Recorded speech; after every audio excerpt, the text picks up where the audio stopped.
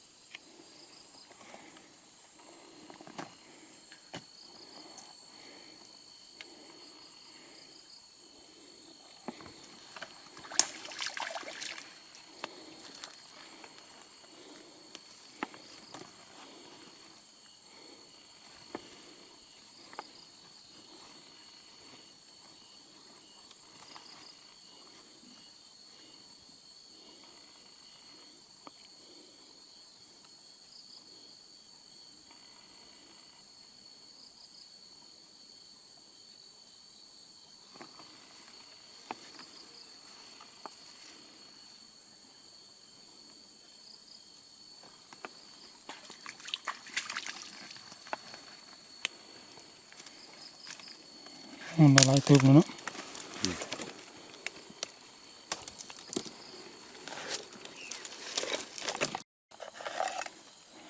ได้ปลาเลยเนาะค่าไหมพี่ค่าก็บุค่าก็สีแง่งเลยปลาเลยมันเอาตัวแห้งเอารู้แล้วนะเอาได้ป่ะตัวแห้งก็เอาได้ตัวเดียวก็ปาดในนี้จะแห้งเถอะโอ้สิเห็นได้ให้ได้เอาเนาะสินะสีแง่งเลย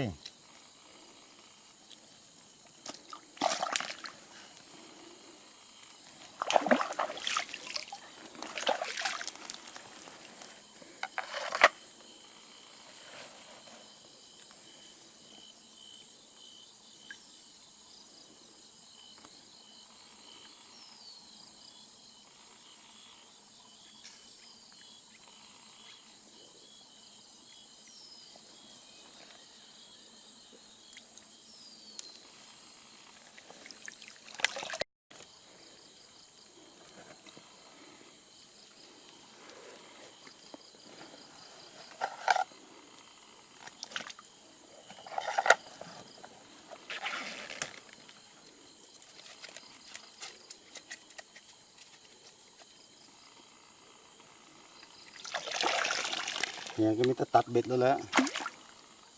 ตักเพชรดูใส่บุญเมียนขังนั่นแหละยาก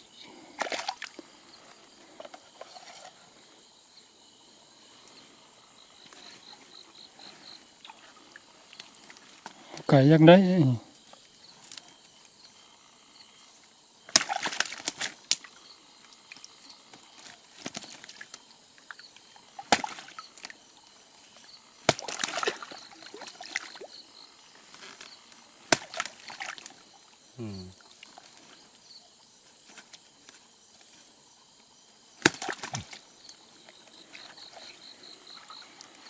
คำว่าเฮ็ดละสีแง่งออกเลยเป็นนี่ยังจะมันกะซีได้ป่ะได้เลยนี่บึงหอยมันสีจุกโป่งเก่งๆนี่จะยาไปเมื่อวานนี้เสือบุค่าก็ละเฮ็ดในนี้ใส่เลยนะ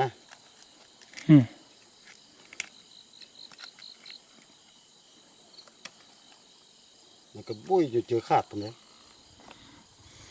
โอเคปลานี่ไม่บกตักเลยเนี่ยหลังไม่กระเทือนแม่นบอกมีบิดบอกคือว่ามีนะอย่างนี้จริงไหมอยู่พุทธเนาะอยู่นอกเนาะตายแล้วคือมันจบบอกอันนั้นน่ะตายแล้วคือมันตัดออกนะบุตายก็เป็นปลดเลยปลาเนี่ยปลายังปลากวนวะเป็นยังไงตายไว้ปลากวนบุคือปลาข้อบ่ปลาข้อนานตายปลากวนนี่ตัดก็ไม่ตายเลยปลากวนตัวเป็นอะไรปลากวนไงเนี่ยตัวสีลายเลยเนี่ยสีลายเนี่ยเป็นอย่างนี้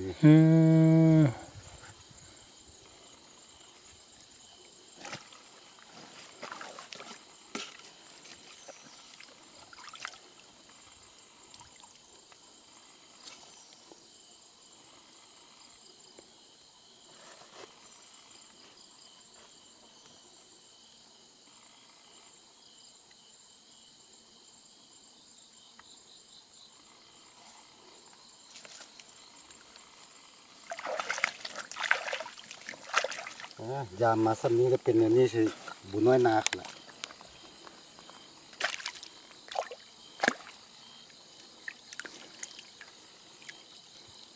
ปลาคอเนาะ โอ้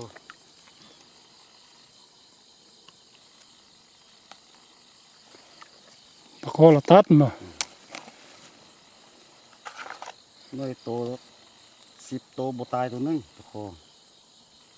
ตัวกวนแล้วมัน10 โตตายเบิด 10 ตัวตาย10 ตัวเลยมา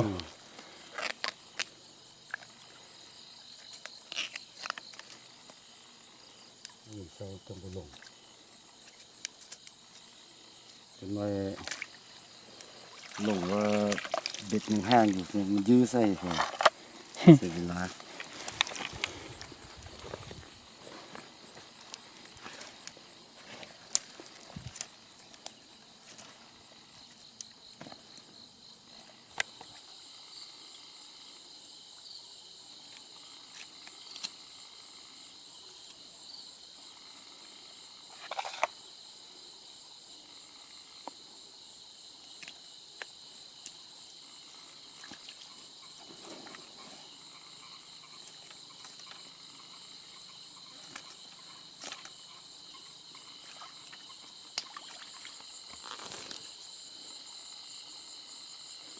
โอเค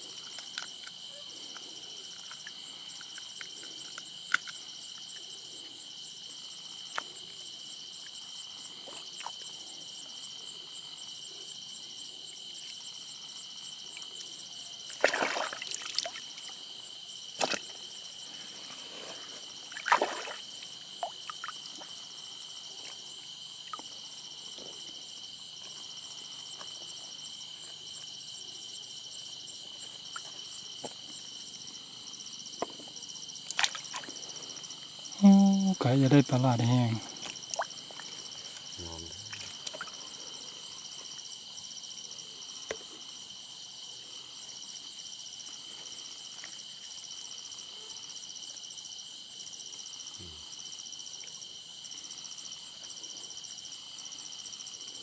ตัวน้อยนี่ยากเลยนะ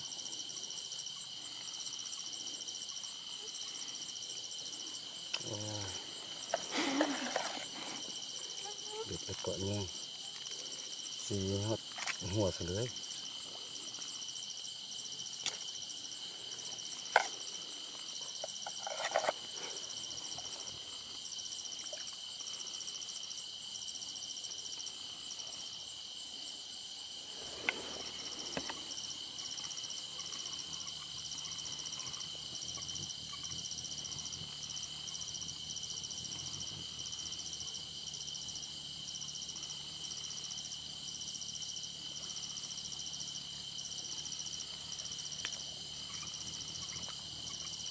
ตายแล้วสำนี้ก็ยังยักษ์สีได้ไง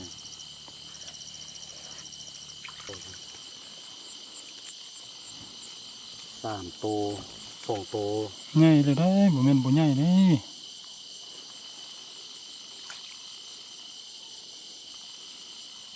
ยังแห้งมัดเนาะ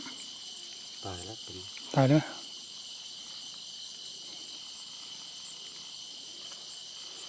โอ้ยแต่เก่ามัน3 โตแล้ว2 โลเลยโล8 2 โล อือแม่นอีหยังละว่าบ่ใหญ่ขึ้นหรือว่าใหญ่ลงซะนะ ดึงบ่ทันใหญ่บ่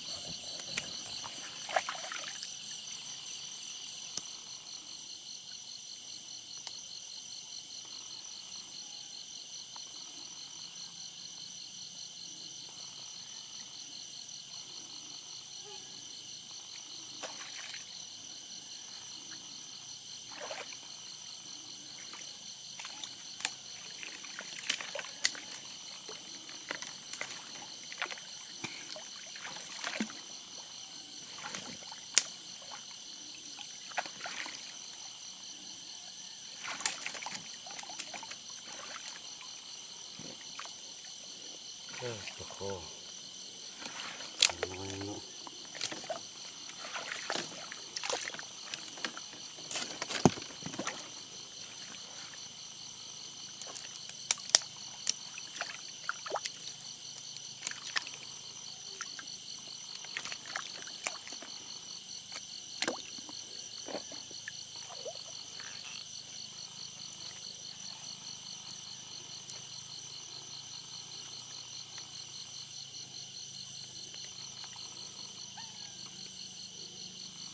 เมื่อตายแม่มือในเฮาแม่ตัวปลาข้อมะปลาข้อป่ะ อืม ปลาข้ออะไรจ้ะกินแล้วตัวปลาอันกินแล้วตัวปลาข้อ ตัวน้อยนะมันน้อยก็นะกระเทียมตัดเบ็ดสำนี้ก็เอาวะ อ๋อ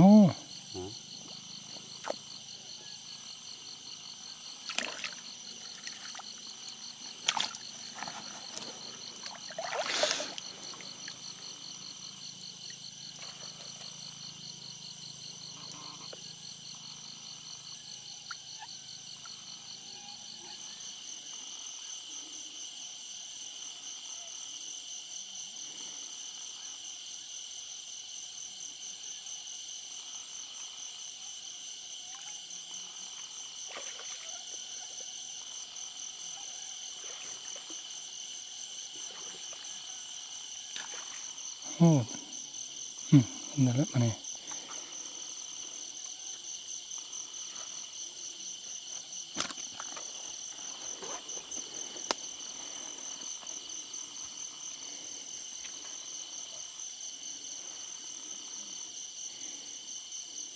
เขาลมกันยังไงเขาขี้เหงื่อไปเขาจะได้ยินบ่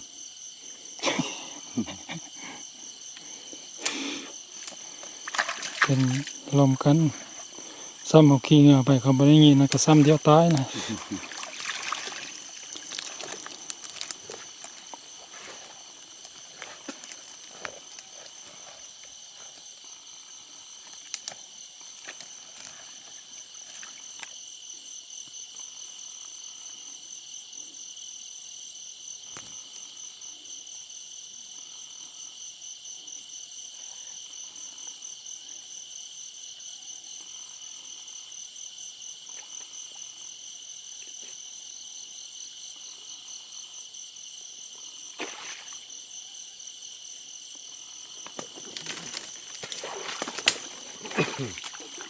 ใส่คำกับใส่พี่มีมน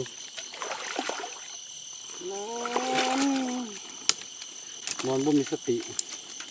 แม่นว่ะ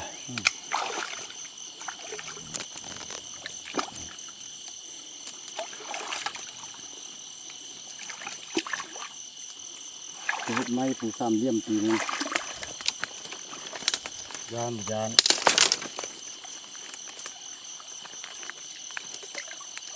นอน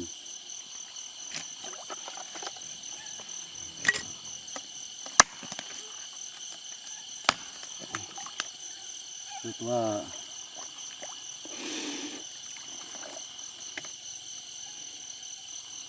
ตบบ้างมาถึงหัวยิงบ้างจนคำว่าสบุลุกมันตกเส้นภาคเลย บ่ฮู้ บ่ฮู้ บ่ได้ยินเลย พอดีเสียงปืนแตกมันสึกกระตื่นเขาก็ลุกทั้งง่าย2 คน อืม อัน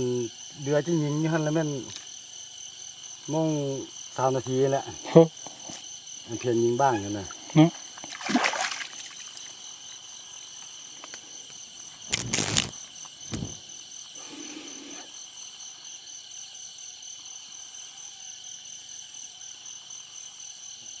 พอเท่าไม่ปันสติดีอะปืนอยู่ข้างๆค่ะ ต้องมาปั้นเลย พอเท่าไม่ปันนะมันเตี้ยงนะ อืม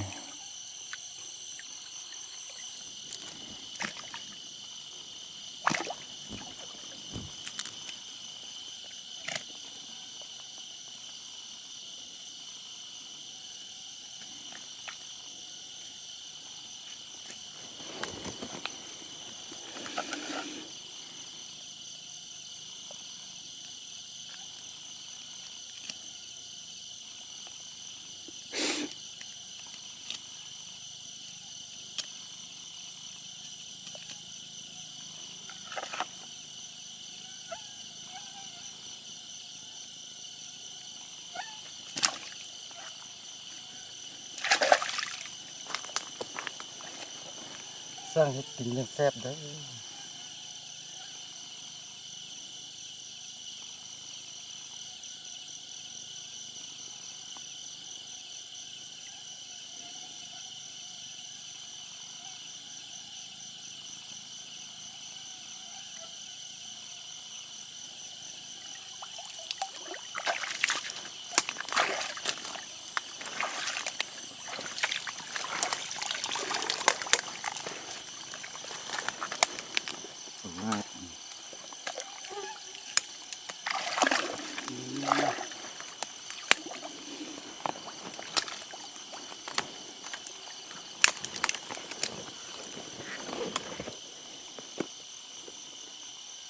สองหลังติดสองตู้เลย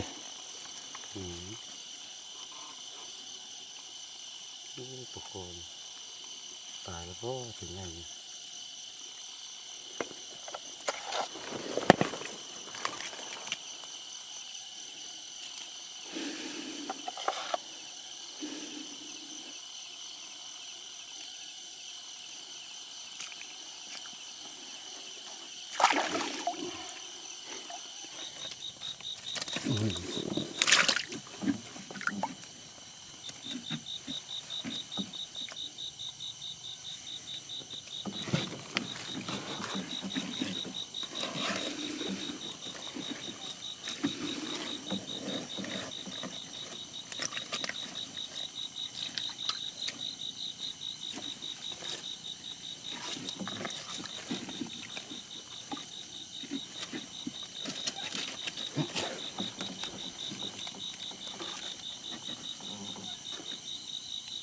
โอ้ย โอ้โอ้ โอ้โห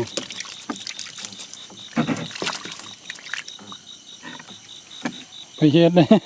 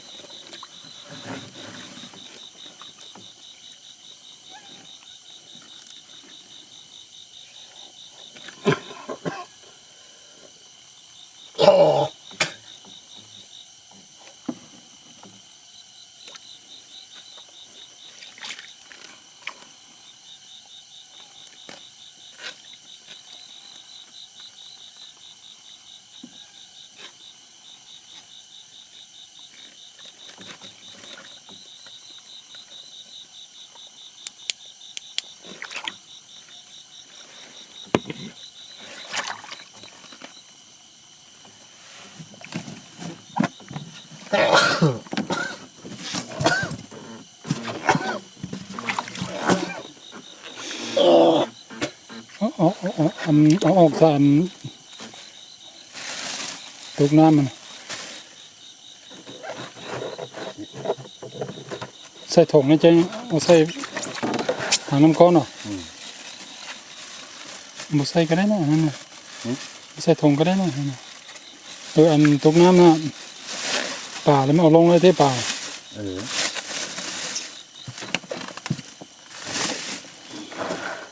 ออกเลยก็ได้เนาะ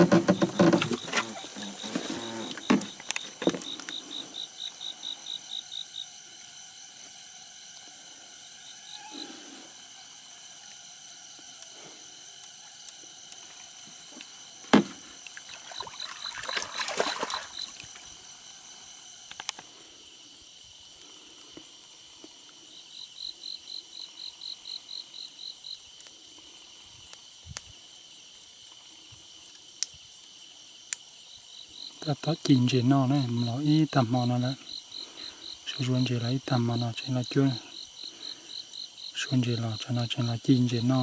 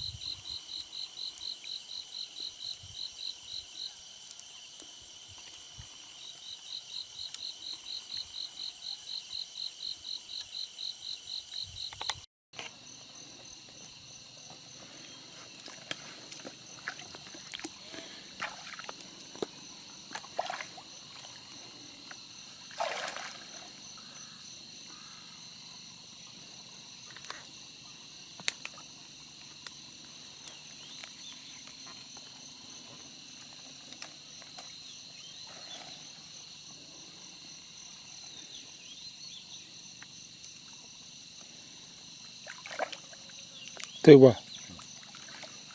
ถือปลาโคมากวนอ่ะ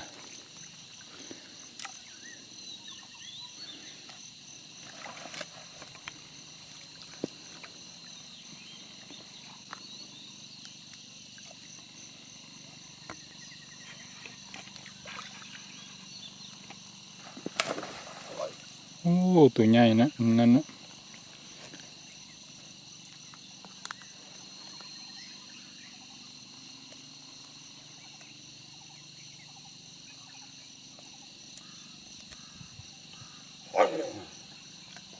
โอ้ยกเลย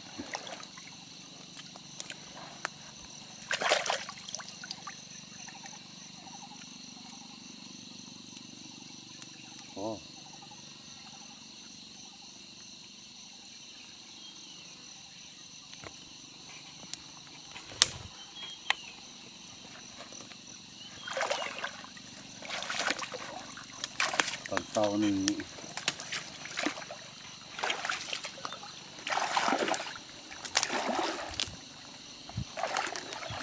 ใส่ก็ตอนแรงเท่ขนาด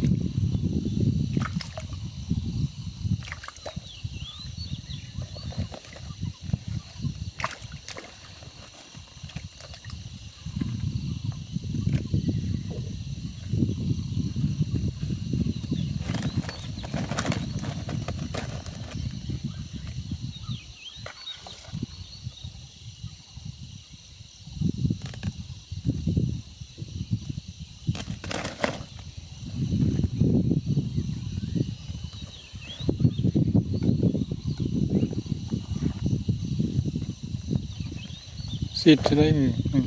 ฮุบจะได้บุฮุบจะได้ออกทางปากก็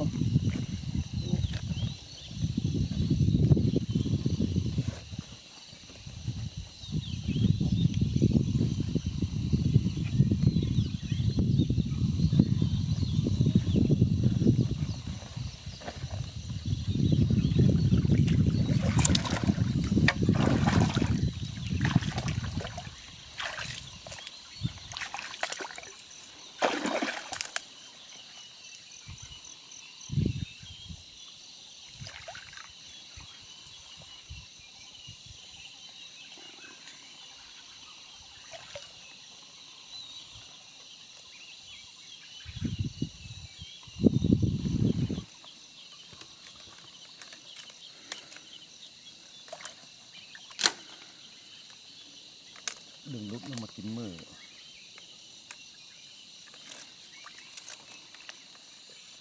ดึงลุกแล้วมากินมือ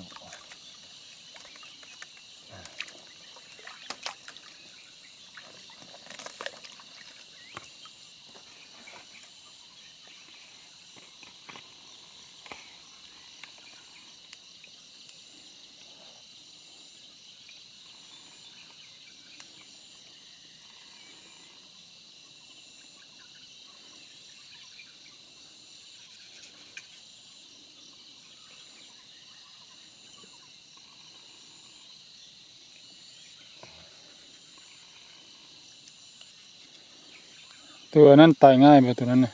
ปลานั่นนะ ใส่ง่ายก็ ตายง่ายก็เนาะมันบริคือปลา ใส่ง่ายสุด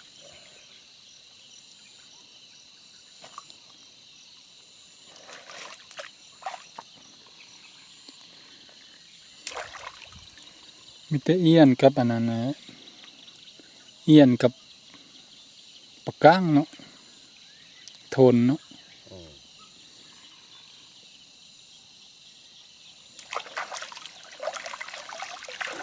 ปากกังนั่นแม่นเก็ดกระแดงแล้วก็ยัง ตัวนึงบ่ต้อง เ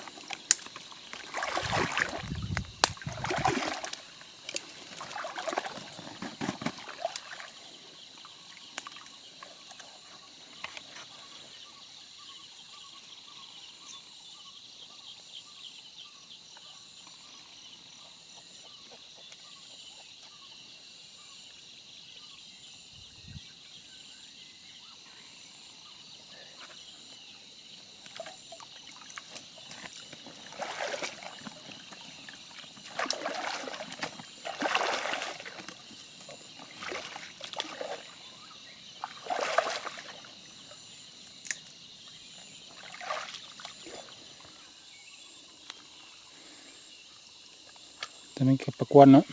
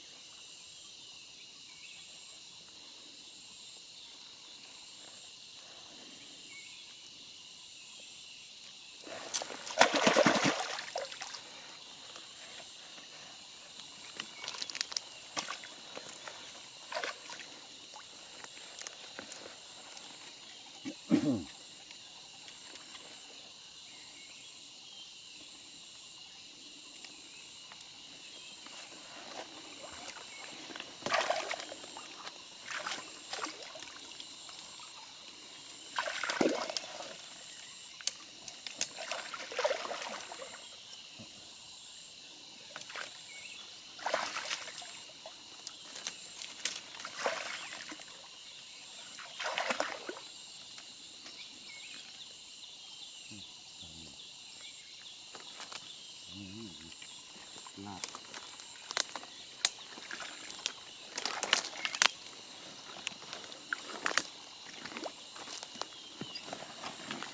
มันประหลาดบ่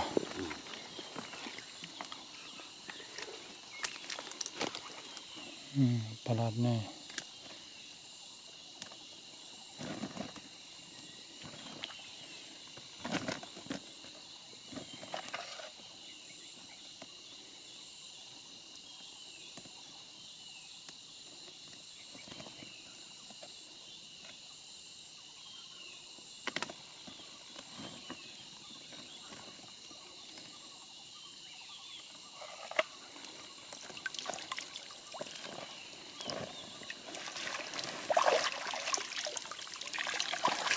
มันพันอยู่เตย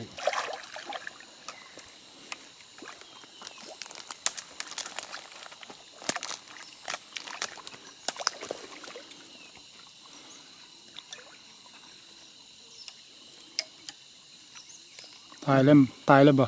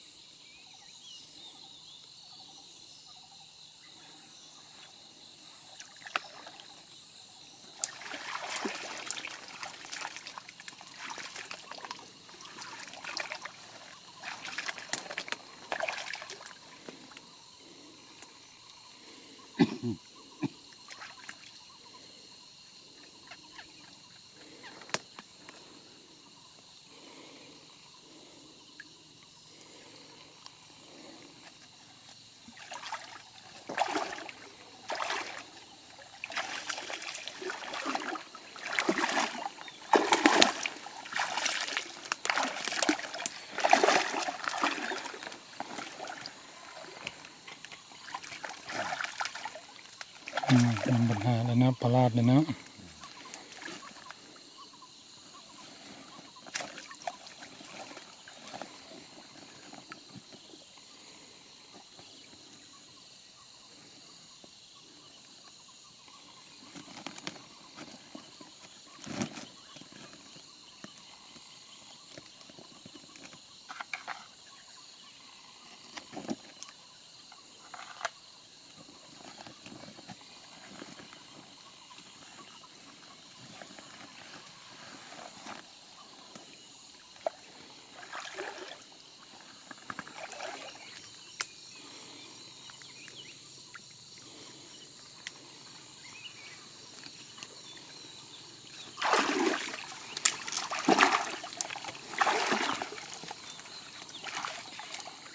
ตัวนี้ก็มีปัญหาเลยว่า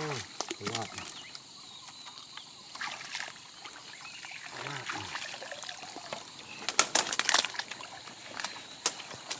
มีบ่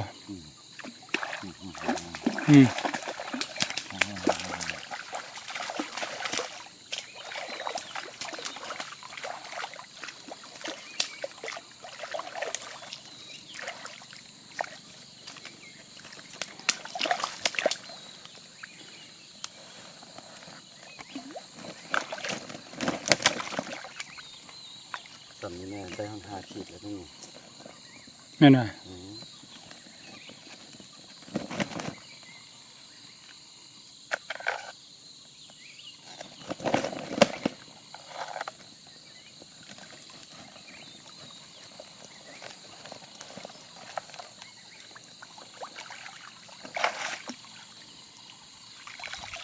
ถึงขั้นมันซื่อ เนาะ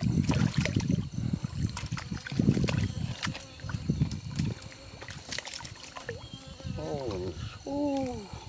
ทวนเลย ไง คักตัวใหญ่ดิ เฮ้ย น้ำนะ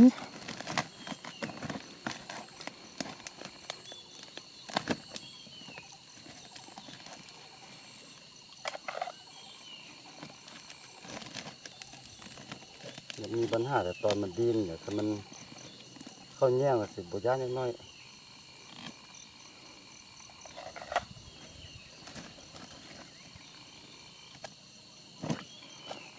ส่งมึงเป่ามันหมอขาดดิ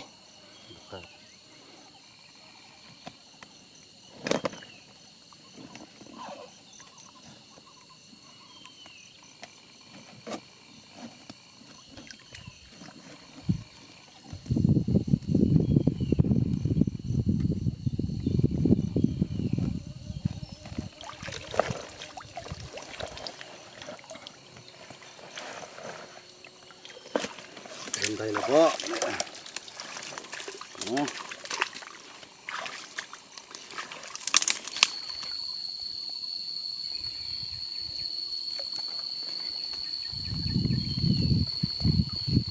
ตัวใหญ่ป่ะ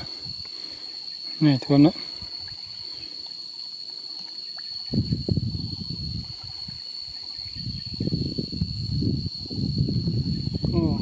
ทีเขาเลยเฮ้ย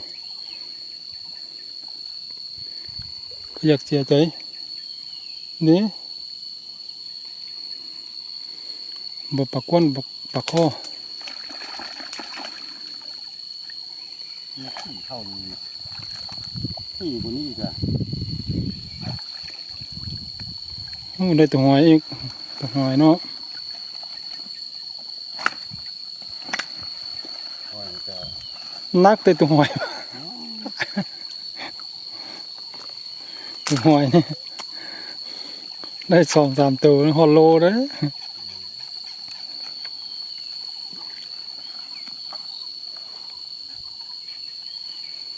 มีปัญหาเทเข้าแล้วมานี่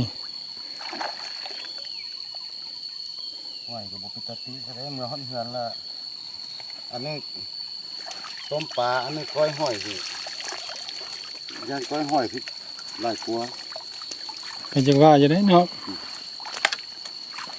ลาดตายแล้วก็มีออกมา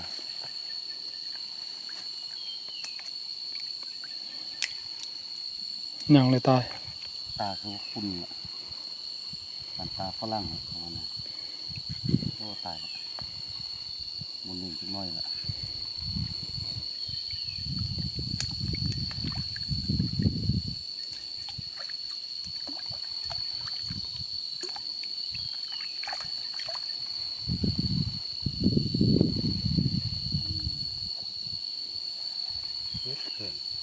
พวกนั้นทำมานอนอยู่นี่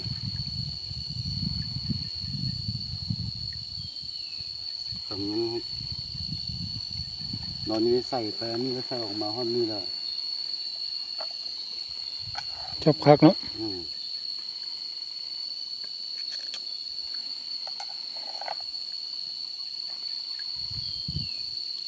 พวกเขาที่นอนนั่นเนาะ อืม ไม่ใช่กับคักมานะขันหอนนอนหมัดมาอีกนอนแล้วใส่ไม้ใส่โค้งมาอย่างนี้ ใส่อันเกลียวไปใส่ฝากตรงพนเนาะแล้วมันได้เรื่อง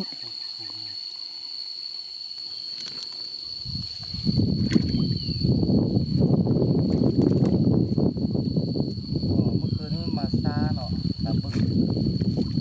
มาซาแล้วบ่ทันประสูติสี่ก่อนเด็กนี่ มันเอาหมูทัดนะเนาะ รอบสองเลยเนาะรอบสองเนาะ ยิ่งครับกินเมื่อคืนกันเอาหมูได้ไป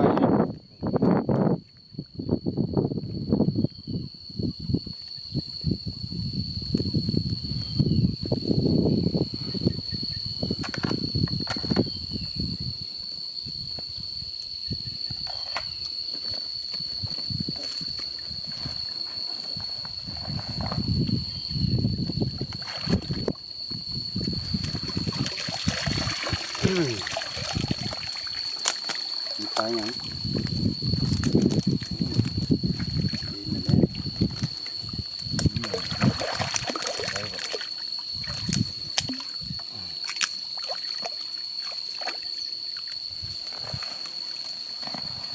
โอ้ตัวใหญ่รับแน่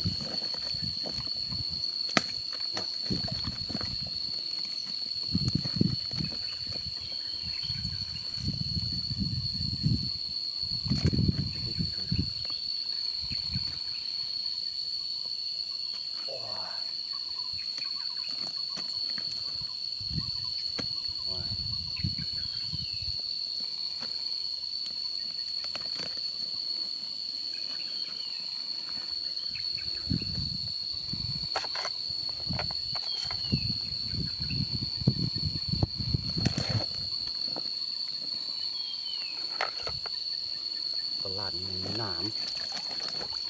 ปัด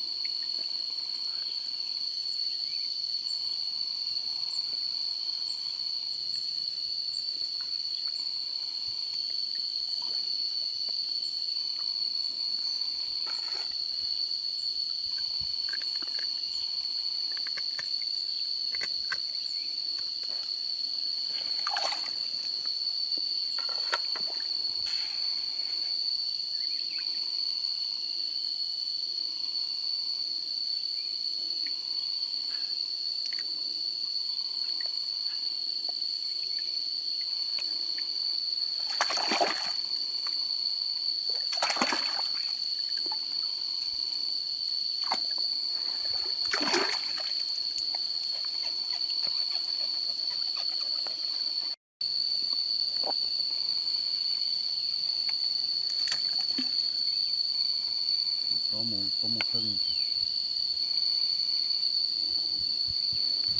10 โมงสิมึงเถอะ อืม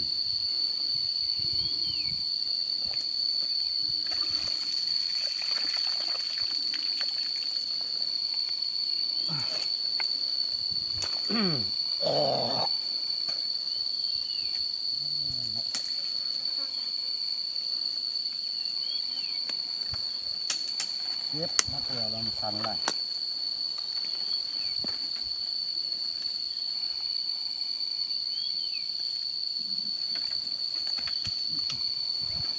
อยู่นั่นกันยังใส่อยู่วะ รอบนี้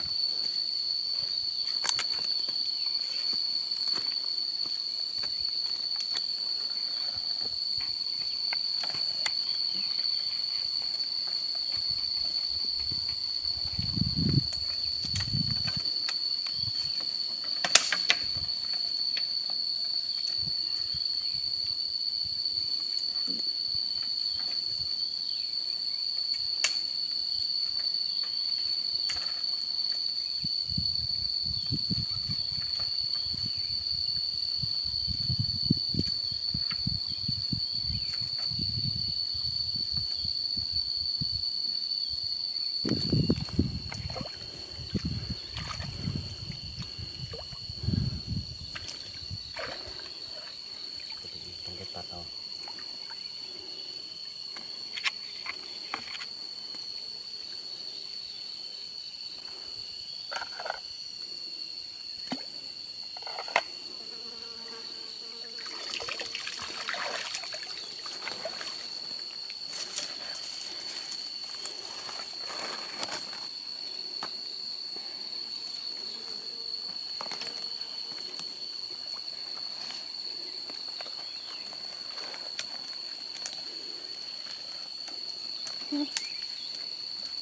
อันนั้นบ่มีอันนั้นเนื้อหยังอยู่หั่นน่ะ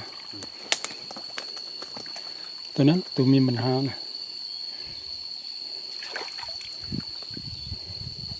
โอนตายเนาะ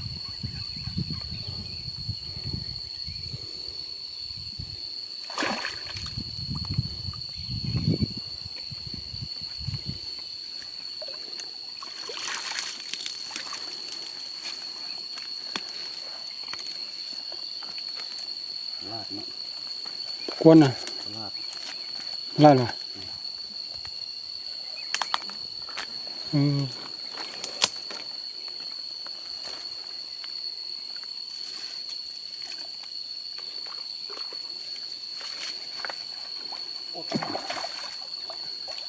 ดีแล้วนะนี่นี่เช็ดน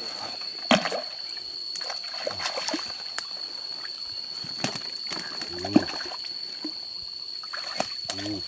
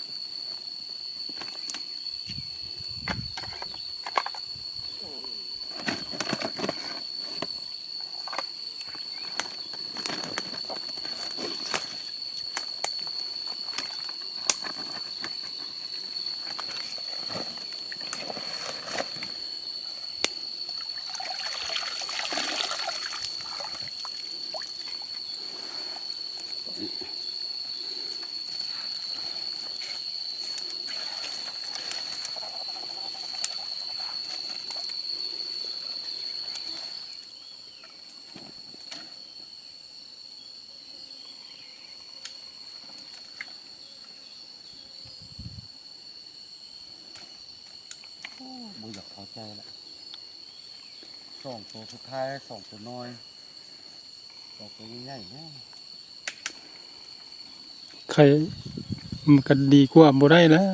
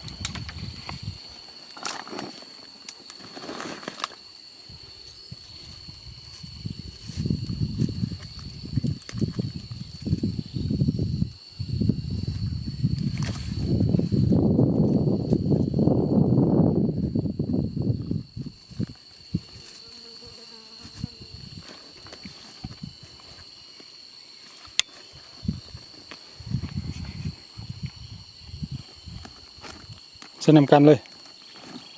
สิบเต็งวะ ถึงเอาไว้แจนี่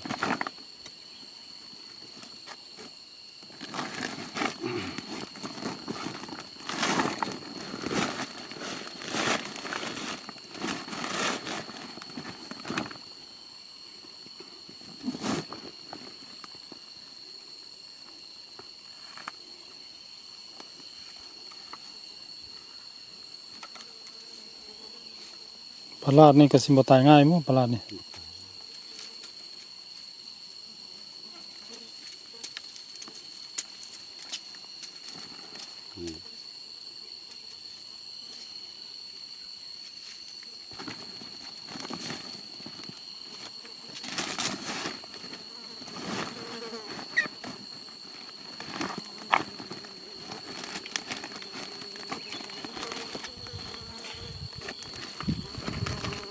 นักห้อยน้ำห้อยได้มา2 โล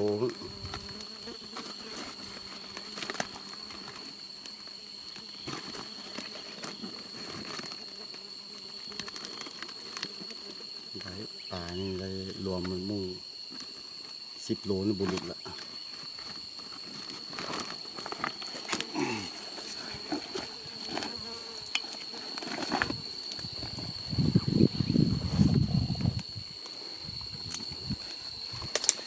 ครับมานี่มัด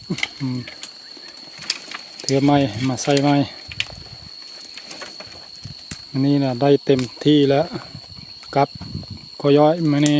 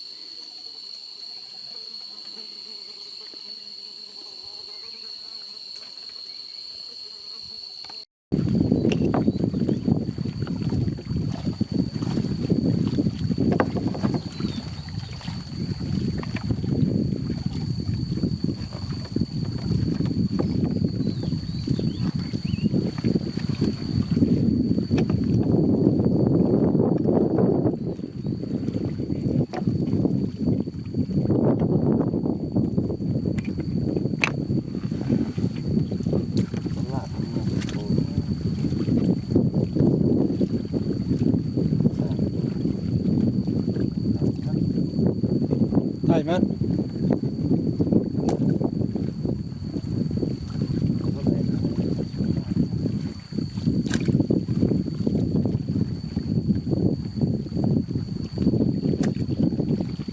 เสียดายนะ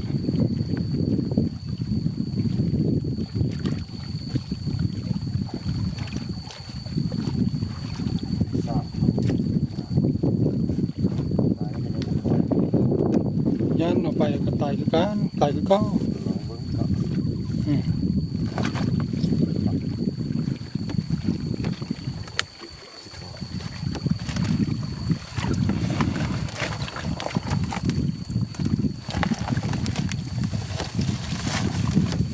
ทอกเท่านั้นเลยจึงจับออกไปได้นะ โอ้โหได้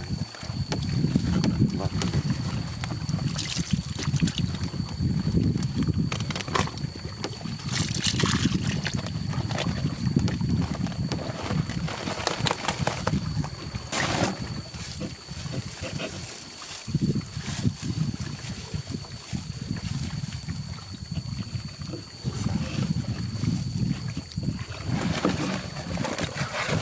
เสียดายเสียดาย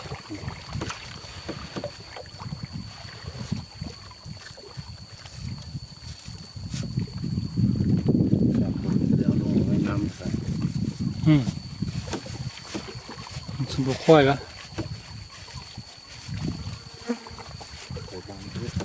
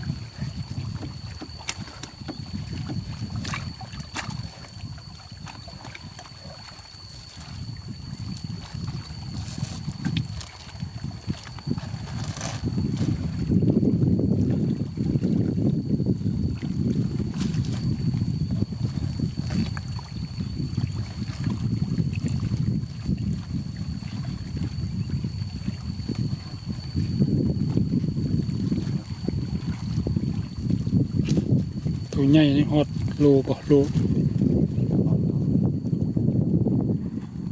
เดี๋ยวจะลงไปแล้ว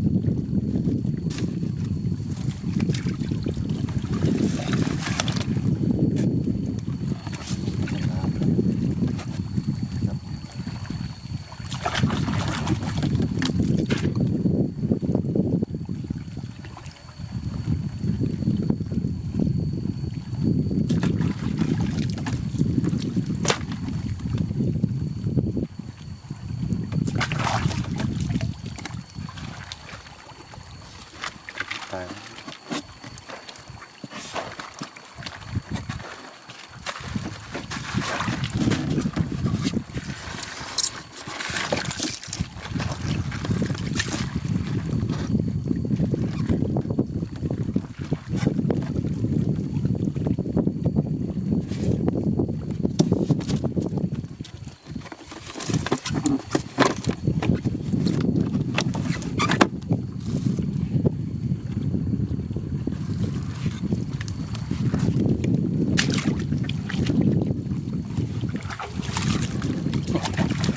จะจับอันนั้นขึ้นให้มันเห็นตัวปลาโดนสติ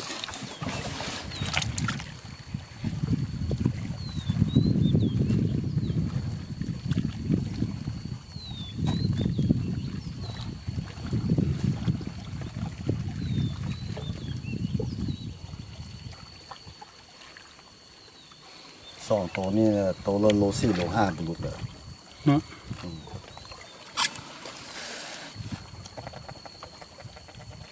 เพื่อบุญทวีได้สุดแล้วนี่ก็ซ้ำนี่แหละติดเบิ่งได้โล6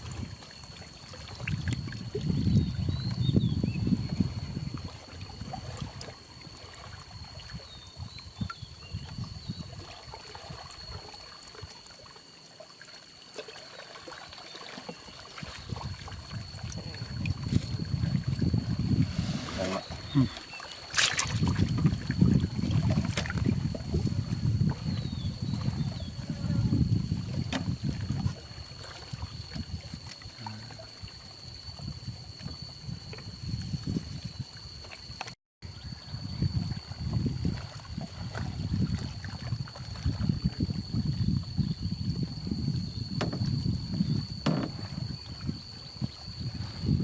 ปลาลายได้ไหมมันโอ้ปลาใหญ่ปลางามปลาคอดีๆ